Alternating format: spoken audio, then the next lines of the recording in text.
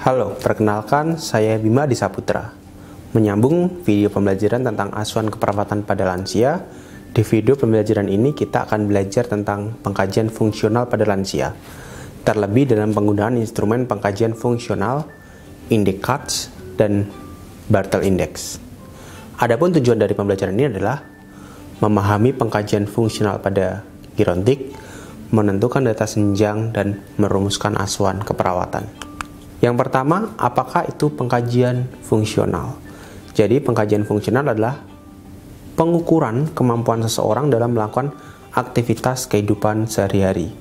Sehingga pengkajian fungsional pada lansia adalah pengukuran kemampuan lansia dalam melakukan aktivitas sehari-hari. Adapun tujuan utama kenapa perlu perawat melakukan pengkajian fungsional pada lansia, yang pertama untuk mengidentifikasi kemampuan lansia untuk melakukan perawatan diri. Yang kedua, untuk mengetahui aktivitas fisik yang dapat dilakukan lansia. Sehingga semua ini bertujuan untuk merencanakan intervensi yang tepat dan sesuai bagi lansia. Terdapat dua pendekatan dalam pengkajian fungsional pada lansia. Yang pertama adalah mengajukan pertanyaan tentang kemampuan pada lansia.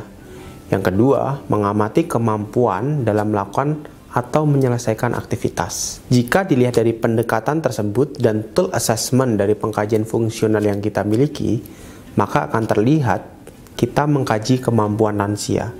Tetapi sebenarnya kita sedang mengkaji ketidakmampuan yang lansia alami. Sebagai contoh, pada INDECARDS kita mengkaji kemampuan lansia dalam mandi, berpakaian. Tetapi sebenarnya kita mengkaji ketidakmampuan lansia dalam mandi dan berpakaian. Sehingga kita mengetahui penyebab dari ketidakmampuan lansia untuk menyusun intervensi keperawatan yang tepat.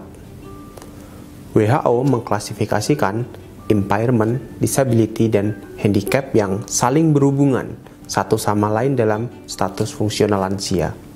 Untuk menentukan status fungsional pada lansia yang kita nilai salah satunya adalah Activity of Daily Living atau ADL.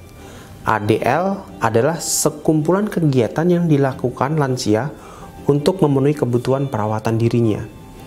Aktivitas tersebut meliputi mandi, berpakaian, berpindah dari tempat kursi atau tempat tidur, berjalan, menggunakan toilet, dan makan. Seiring bertambahnya usia atau terjadi proses penuaan, maka akan terjadi perubahan ataupun kemunduran pada ADL lansia. Oleh karena itu, perawat perlu memiliki kemampuan dalam mengkaji kemampuan ADL lansia. Adapun faktor yang mempengaruhi ADL, seperti yang sudah saya jelaskan tadi, yang pertama adalah umur, kesehatan biofisiologis, fungsi kognitif, fungsi psikososial, tingkat stres, dan status mental. Ada beberapa instrumen yang dapat kita gunakan untuk mengaji ADL. Yang pertama adalah INDECARDS. INDECARDS mengkaji aktivitas dependent dan independent pada lansia, sehingga menggambarkan kemampuan lansia dalam pemenuhan ADL. Instrumen yang kedua adalah Bartle Index.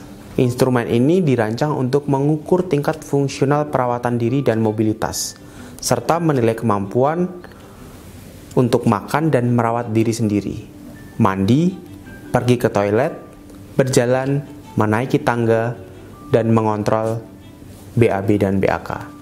Seperti yang saya jelaskan sebelumnya, untuk melihat ADL lansia, kita dapat menggunakan pemeriksaan INDECARDS yang dapat dilihat pada tabel berikut.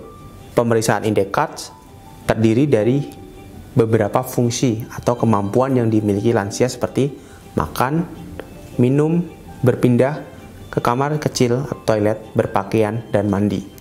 Jika keenam fungsi tersebut dapat dilakukan, maka kita akan memberi skor A.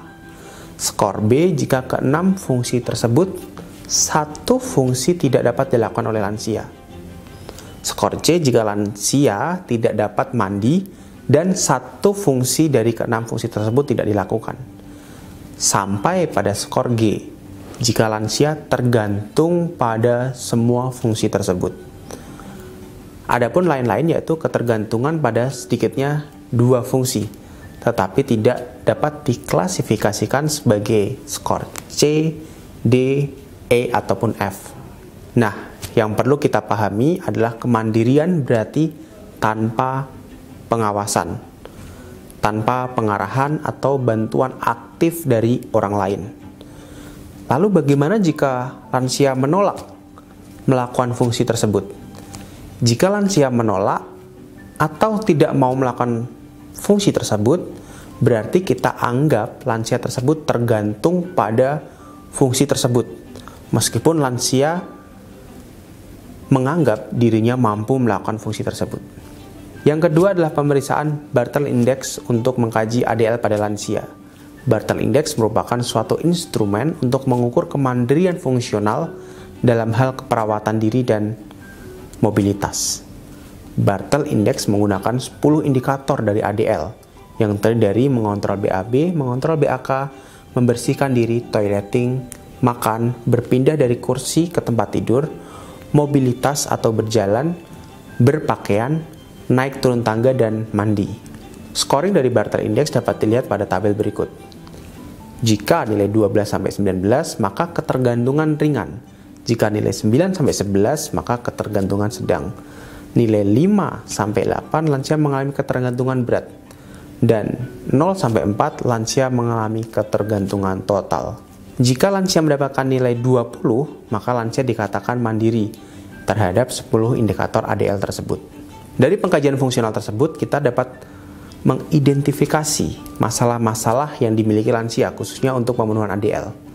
Beberapa diagnosa yang kita bisa angkat yaitu bathing self-care deficit, dressing self-care deficit, toileting self-care deficit, feeding self-care deficit, impaired home maintenance, impaired physical mobility, dan activity intolerance. Demikian pengkajian fungsional pada lansia. Sampai jumpa pada video pembelajaran selanjutnya.